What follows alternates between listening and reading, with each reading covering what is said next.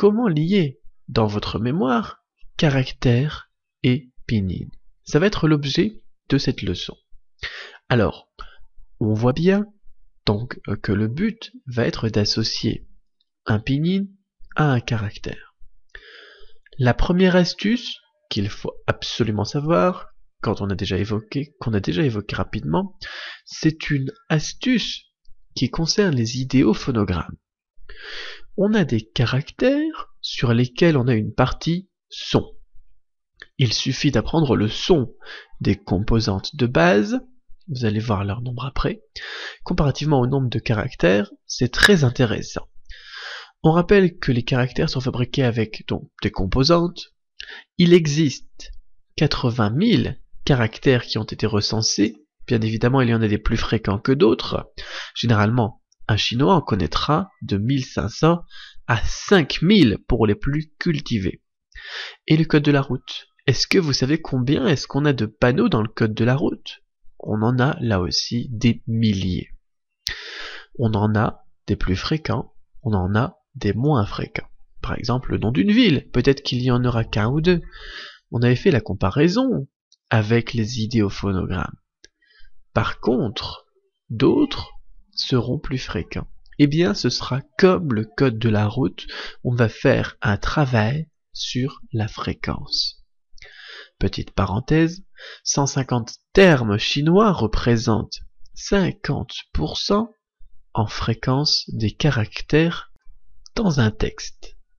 C'est-à-dire que vous prenez un livre en chinois ou un journal et 50% des caractères qui seront contenus donc dans ces 150 unités, eh bien ça sera 50% du texte. Ou alors, 150, il faut savoir aussi que c'était le palier qu'il faut pour avoir le HSK numéro 1. À partir du moment où vous avez le HSK 1, vous savez lire 50% et comprendre l'essence d'un texte. Avec 300 termes, ensuite c'est le HSK numéro 2. Le deuxième niveau du test de chinois. C'est 65% en fréquence.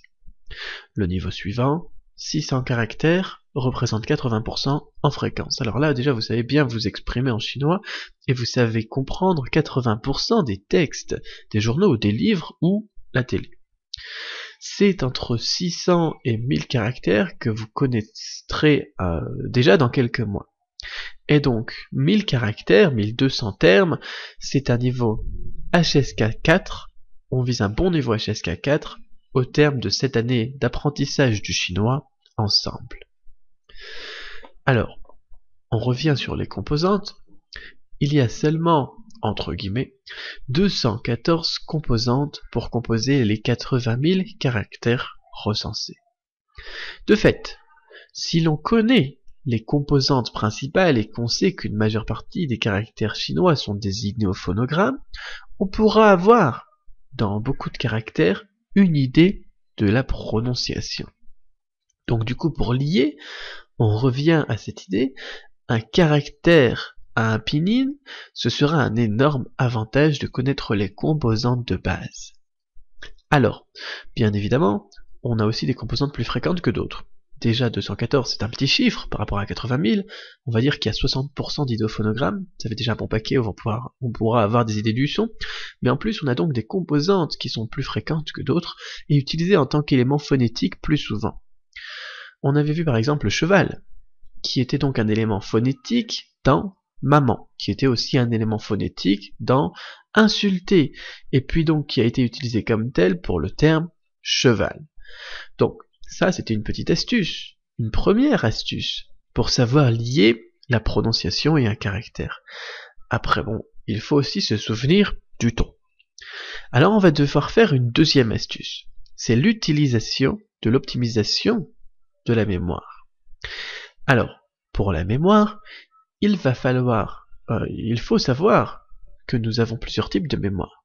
Alors, tout de suite, vous allez me dire, nous avons effectivement la mémoire visuelle, ou la mémoire auditive, ou dans le désordre, peut-être que c'est l'auditif qui vient avant la visuelle dans votre esprit, mais on a aussi une autre mémoire qu'il faut absolument exploiter. C'est la mémoire C'est la fin de cet extrait public de l'un des cours de la méthode Cramp. Tout le reste de cet enregistrement est réservé uniquement aux membres inscrits. Donc il suffit simplement de vous inscrire pour avoir accès à l'enregistrement intégral, c'est-à-dire la vidéo ou le podcast audio complet, le document PDF intégral qui va avec et les fichiers audio des phrases en chinois à prononcer.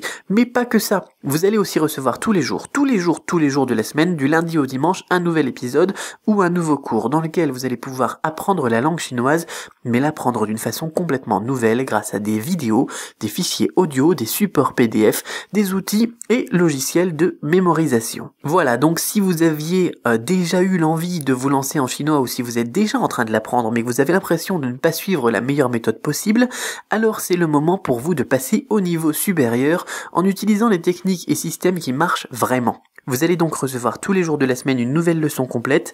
Il suffit simplement de cliquer sur le lien juste en dessous ou de vous rendre sur la page du-chinois.com/méthode pour devenir membre du groupe privé de la méthode Cramp. Je répète, c'est du-chinois avec un s.com/méthode comme une méthode au singulier. Donc, pour devenir membre du groupe privé de la méthode Cramp. Je vous dis donc à tout de suite. De l'autre côté, salut.